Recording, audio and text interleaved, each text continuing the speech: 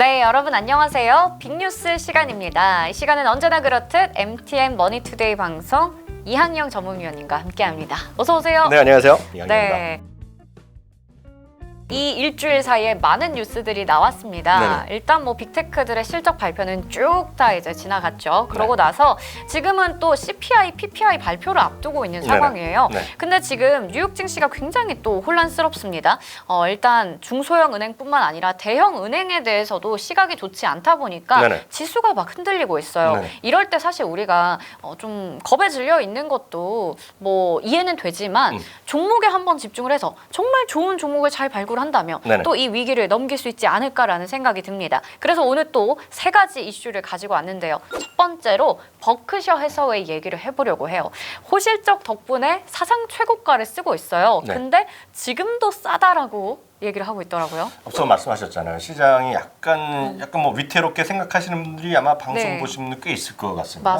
맞아요. 주시장이 3주 연속 상승하다가 지난주 약간 덜커덩거렸고요. 그리고 미국의 신용등급, 국채 신용등급 하향도 있었고, 네. 무디서 얘기하는 지방은행의 일부 지역은행, 그리고 일부 큰은행에 대해서도 약간의 전망 자체를 부정적으로 바꾸기도 했는데, 네. 그러다 보니 느낄 때마다 이런 생각 드는 거가 뭔가 좀 안정되고 오랫동안 증명된 회사, 오랫동안 이제 신뢰를 받았던 회사, 성과를 잘 보여줬던 회사에 대해서 관심이 생길 수밖에 없잖아요. 그렇죠. 그게 바로 워런 버핏의 하고 있는 버크셔에스가 그런 회사라고 생각할 수 있죠. 물론 이제 지난 주말 실적도 상당히 좋게 발표됐지만 네. 그걸 떠나서 오랜 기간 동안 S&P 500 벤치마크를 꾸준히 이겨왔다라는 것에 일단은 방점을 찍으시면 될 것 같고요. 워런 버핏이 하는 회사가 직접 하는 회사도 있고 투자 회사를 다 통합해서 이제 회사의 가치가 나오는 건데 여기 보시면 애플도 많이 갖고 있고요. 네. 금융주도 갖고 있고 나름 안정적인 방어적 주식도 꽤 있단 말이죠. 그리고 사업하는 것들도 수많은 사업체를 많이 갖고 있어요. 그러다 보니 이 하나로 상당히 모든 것에 포트폴리오가 완전히 갖춰져 있던 회사인데다가 주가 퍼포먼스도 상당히 좋으니 이걸 안 할 이유가 없다는 거죠. 그러다 보니 에드워드 존스라는 곳에서 네. 지금 가격도 상당히 매력적인 가격이라고 얘기를 하고 있어요. 다만 여기서 제가 이런 말씀을 드리고 싶어요. 워런 버핏 하면 오마이현인 하면서 정말 존경받는 부자 많이 들으셨죠? 맞아요. 약간 주식을 안 하고 계신 분들도 꼭 책을 관련해서 책 한 권쯤은 읽으신 분들 많으시더라고요. 그런데 책이 진짜 많아요. 네. 그래서 네이버 책 있잖아요. 네, 거기서 네. 워런 버핏이라고 쳐봤더니 몇 권이 나온지 아세요? 277권이 나와요. 근데 이게 네. 워런 버핏이 쓴 게 아니라 워런 버핏에 대해서 누군가가 쓴 책들이 이 정도 있다는 거잖아요. 그렇죠. 뭐 다른 것도 있을지 모르겠지만 워런 네. 버핏에 대해서 오리지널을 딱 보고 싶으시면 워런 버핏에 관련된 딱 책은 딱 하나를 보시면 돼요. 매년 업데이트가 되는 책인데요. 이 책을 보면 딱 거의 유일하게 이분이 직접 쓴 거를 뭐 물론 편집 과정은 들어갔지만 네. 들어갔다라고 보셔야 되겠습니다. 이건 사실 좀 창피하지만 제가 쓴 책인데 이거는 주주서 안에 제가 10년치를 읽고 제가 쓴 책이에요. 오. 이건 제 책이 네. 워런 버핏은 무엇을 사고 사지 않는가라는 책을 제가 굉장히 궁금한데요. 2017년에 제가 쓴 책인데 지금 보더라도 틀림없다라고 보고 있겠고 이걸 보면 워런 버핏의 생각을 여러분들이 약간은 도움을 받을 수 있죠. 다만 말씀드렸다시피 오리지널 주주서안이고 네. 전 주주서안을 읽고 나름 좀 쉽게 이해할 수 있게 좀 정리했다라고 보셔야 되겠습니다. 그래서 제가 드릴 수 있는 말씀은 책을 한번 보시는 게 제일 낫고요. 네. 다만 제가 유의하셔야 될 것은 워런 버핏의 버크셔에스가 어떤 주식을 샀다 팔았다에 너무 민감하게 하실 필요 없어요. 수많은 돈 중에 극히 일부를 한번 사보는 거기 때문에 의미가 네. 없겠고요. 워런 버핏의 버크셔에스의 가치는 버크셔에스의 한 주에 모든 것이 담겨 있다라고 보셔야 되겠습니다. 그래서 A주, B주 두 가지가 있어요. 네, 네. A주가 워낙 비싸기 때문에 한 7억, 8억 하거든요, 한 주에. 그래서 보니까 이 회사가 두 번에 걸쳐서 1,500분의 1로 회사 가치를 쪼개졌어요. 네. 그래서 1,500분의 1짜리는 지금 350달러 하거든요. 그 한 주를 사시면 여러분들이 그냥 여러분들이 의도하지 않건 안 하건 간에 나를 위해서 돈을 벌어준 사람이 네. 워런 버핏이다라고 이해하시면 될 것 같습니다. 네, 이게 미국에서는 주주서한 굉장히 좀 많이들 관심 갖고 계시잖아요. 맞아요. 실적 발표할 때. 네네네. 그러다 보니까 이 워런 버핏은 도대체 어떻게 좀 주주들에게 이야기를 하는지 그게 많이들 궁금하실 텐데 이렇게 관련한 책이 많으니까 다 한글로 이제 번역이 돼 그렇죠, 있으니까 그렇죠. 네. 보시면서 한번 버크셔 해서웨이는 어떤 회사인지 어떤 좀 방향으로 나아가고 있는지 그렇죠, 체크해 보면 좋을 좋을 것 같고요. 네. 사실 이 버크셔 해서웨이라는 그 회사 자체가 네. 마이크로소프트처럼 네. 그 이상이죠 물론 처럼 약간 한 주만 가지고 있어도 다양한 포트폴리오를 맞아요. 가지고 있는 느낌이 들거든요. 뭐 대표적으로 애플과 코카콜라 좀 엄청 사랑한다 이거는 그렇죠, 우리가 그렇죠. 잘 알고 있지만 네. 어떤 거는 또 안 사는지 그것도 궁금해요. 그냥 단기적으로 뭐 투자하는 이런 것보다는 그동안 어떤 주식에 많은 관심을 가졌는지 맞습니다. 좀 한번 보는 것도 좋을 것 같습니다. 네, 이제 두 번째 뉴스 보려고 하는데요. 메시가 굉장히 또 전 세계적인 팬들을 많이 가지고 있잖아요. 네네네. 근데 여러 이슈가 나와요. 뭐 패션 브랜드를 가지고 있다 네네. 이런 얘기도 있고요. 그리고 애플 쪽에서 메시에게 투자를 했다. 그러니까 메시가 사과 한 입 먹었다. 뭐 이런 얘기도 나오더라고요. 네, 그 지난주에도 잠깐 우리 팔란트 얘기하면서 메시 얘기를 잠깐 맞아요, 해드리겠는데 맞아요. 오늘은 그걸 떠나서 메시가 정말 대단한 축구 선수임을 떠나서 네. 월가에서도 직접 간접적으로 영향을 미치고 있다는 오, 그런 맞아요. 관점에서 약간 네. 재미나게 여러분들한테 풀어드릴까 하는데요. 메시가 아시는 분 계시겠지만 더 메시 스토어닷컴이라는 회사를 갖고 있어요. 네. 그 이제 바르셀로나에 이제 그 오픈한 그 매장도 있고 있는데요. 미국 브랜드인 타미 hilfiger의 창립자의 동생이 여기에도 참여하고 있고요. 오. 메시의 여동생이 또 그 디자인을 참여하는 그런 네. 브랜드를 갖고 있는데요. 이게 상장이 됐어요.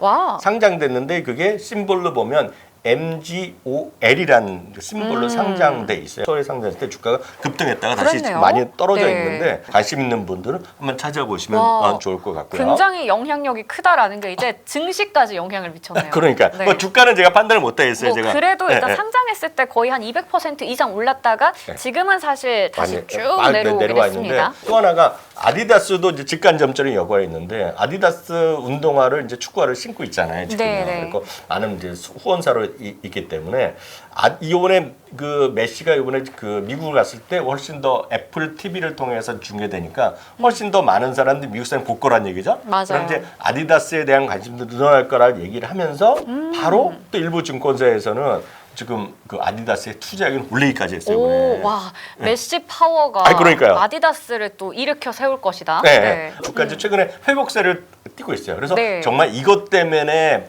메시 때문에 아디다스 주가 올라간다 떨어진다고 얘기할 수는 없죠. 네. 다만 그만큼 이게 월가에서도 한복판에서 메시의 효과를 여러 군데서 얘기하고 있다는 것이 두 번째 얘기가 되겠고요. 네. 세 번째는 바로 애플 자체가 되겠는데요. 애플이 무슨 메시한테 직접 돈을 주고 이런 건 아니죠. 다만 네. 애플 TV 있잖아요. 네. 애플 TV가 이번에 그 미국의 소위 미국과 캐나다에서 하는 그 축구 리그의 메인 스폰서가 되면서 거의 독점 시청 중계권을 네. 땄어요. 맞아요. 근데 보시면 이게 그 아시다시피 미국이란 나라가 영어도 많이 쓰지만 첫 번째 언어로 스페니쉬를 쓰는 사람들이 한 2026년 7년 되면 더 많아질 거라는 얘기합니다. 그만큼 네. 스페니쉬 쓰는 사람들이 훨씬 많이 지금 미국에 많이 와 있고 태어난 사람들도 마찬가지라는 네. 얘기죠. 그래서 심지어는 어떤 그 요번에 세 번 3주차 4주차 경기에서는 그냥 중계 방송을 스페니쉬로 합니다. 이거를 이제 하이라이트 방송은 계속 보여줘요. 첫 번째 날 거는 프리로 네. 보여줬고 그만큼 애플이 요번에 그 게임을 그 중계권을 하기 위해서 상당히 투자를 했는데 이게 재미나는 거가 지난주에 애플이 슬쩍 발표를 했잖아요. 네. 그래서 팀쿡이 등장한 거죠. 그래서 많은 분들이 팀쿡이 요번에 얘기에 무슨 얘기를 기대했냐면 주주분들은 저를 비롯해서 주주분들은 AI에 대해서 많은 언급이 있길 기대했어요. 그렇죠. 왜냐하면 그동안 다른 빅테크 맞아요. 기업들이 뭔가 AI에 굉장히 많이 투자를 하는데 비해서 네. 애플 쪽은 아직까지는 좀 소극적인 태도잖아요. 특히 이제 로이터 통신에서 그 전전주에 보도가 하나 나왔어요. 애플이 비밀리에 AI 플랫폼을 지금 테스트하고 있다 얘기했는데 네, 네. 그런데 언급이 나올 줄 알았다는 얘기죠. 그리고 왜냐하면 이번에 빅테크뿐만 아니라 나스닥 100기업이 평균 40번에서 50번씩 어닝콜 할 때 얘기했어요. AI를 언급했어요. 네. 근데 이 팀쿡은 언급을 달랑 몇 번 했냐면 달랑 4번밖에 언급을 안 했어요. AI에 대한 언급을. 그 많은 사람이 실망을 한 거예요. 네. 근데 AI를 4번밖에 언급 안 하는 와중에 메시를 3번이나 언급한 거예요. 그러면서 실제로 메시 네. 때문에 많은 그 서비스 애플 TV 구독자가 늘어났고 네. 메시를 팀쿡이 말아서 3번이 났어요. 그러니까 이 팀쿡이 AI만큼 중요하다는 거지. 그러네요, 진짜. 그 어떤 메시의 효과가 애플 TV의 구독을 늘리는데 상당히 역할을 했다. 그리고 굉장히 네. 지금 뭐 마이크로소프트 어디가 뭐 챗 GPT를 가지고 있다면 우린 메시를 가지고 있어. 그렇죠. 메시의 중계권을 갖고 있는 거죠. 그게 나올 정도로 메시가 상당히 지금 메인 어떤 그런 월스트리트의 정상에 지금 와 있다라고 보셔야 되겠고요. 네 번째는 이제 지난주에도 잠깐 말씀드린 건데 팔란티어에 대해서 댄 아이버스는 지금 AI 업계의 지금 메시다. 그 안으로 끝나는 거죠, 설명이. 네. 그러니까 예전에도 물론 미국의 축구 좋아하는 사람이 물론 메시를 좋아했지만 이제 훨씬 더 친근하게 미국에 와 있기 때문에 그만큼 소위 메시에 대한 언급량이 많아지고 있다라고 보셔야 될 것 같습니다. 여튼 그 팔란티에 대한 주가랑 상관없이 여튼 메시에 대한 언급 자체, 그 메시의 역할이 상당히 중요해지고 있다. 그래서 네. 재미나게 한번 설명해 드렸습니다. 네. 와, 메시가 정말 어마어마한 파급력을 가지고 있습니다. 우리가 팔란티어가 AI계 메시다라는 얘기 들으면서 네. 와, 팔란티어 적자 기업인 줄만 알았는데 이게 또 앞으로 무궁무진한 성장성을 기대할 수가 있겠구나 생각했었는데 오늘은 진짜 메시가 나왔네요. 네. 네, 애플도 한번 이 애플 TV 쪽에서 어떤 실적이 이제 또 기여가 네. 될지 그 부분까지 체크해 보도록 하겠고요. 다음으로 루시드가 나왔는데 전기차 관련주 중에서 루시드가 좀 너무 많이 빠져서 굉장히 저는 좀 속상하거든요. 저는 루시드 사실 차가 굉장히 예뻐서 네. 예전에 상장할 때부터 많은 관심을 가지고 있었어요. 이 기업에 대해서. 네. 그 사실 보면 루시드의 차가 예쁘고 차가 빨리 나가는 거에 대해서는 이거를 부인하는 사람도 없고 다 네. 공감을 많이 그러니까요. 하실 것 같아요. 그리고 루시드에 보면 주요 뭐 디자이너 중에 한 몇 명이 한국에 있다 그래서 막 인터뷰 영상도 네. 있고 인터뷰한 걸 많이 봤고요. 상당히 저는 이제 실물을 한 몇 번 봤고요. 한번 저기 매장에도 들어서 쇼룸에도 본 적이 네. 있을 정도. 하여튼 차는 잘 빠졌어요. 근데 실적이. 아니 그렇죠. 근데 다만 이게 아직 이제 단기적인 실적 이런 것보다는 장기적인 이제 성장성이 되겠고요. 네. 그에 대해서 계속해서 이제 어려움도 있었지만 이제 조금씩 생산량을 늘려가고 있죠. 다만 이번 실적에서 이번에 강조한 게 뭐냐면은 그동안에 이 회사가 항상 캐시머니라 그래요. 그러니까 캐시를 계속 그냥 태워버렸다는 얘기죠. 네. 계속 투자를 너무 늘리고 생산이나 그런 게 늦어지고 공급이 지연되고 그러니까 양당히 어려움이 있었다는 거죠. 그래서 근데 보면 이번에 이제 최근에 또 증대를 하고 자금을 확보하면서 이번에도 그 실적을 발표하면서 실적도 중요하겠지만 중요시 얘기한 거가 2025년까지 투자하고 운영할 만한 충분한 자금을 확보했다고. 그래서 너희들이 이제 걱정할 필요 없다고 얘기한 거죠. 일단 그래서, 자금에 대한 걱정은 네. 안 해도 된다. 물론 이게 아직까지 적자 회사입니다. 네. 다만 이번에 적자 규모도 생각보다 약간 늘어나기도 했지만 중요한 거는 가이던스를 여태까지 하는 그 생산 가이던스를 이번에 유지를 했거든요. 그래서 여태까지 루시드나 리비안 모델가 항상 가이던스를 못 맞추고 계속해서 생산량이 잘 안 났는데 네. 이번에는 그나마 생산 수준을 이번에 똑같이 유지했다는 것이 핵심적인 요인이 되겠고요. 2월 현재 지금 지난 2월 현재 28,000대 정도가 지금 예약이 돼 있다는 거예요. 주문 대기 상태인데 네. 아직까지 언제까지 다 될지는 모르겠지만 상당히 지금 금년에 10,000대 이상의 생산 목표를 여전히 유지했다는 것 자체만 하더라도 기특하다는 정도로 나오는 거죠. 근데 궁금한 게요. 네.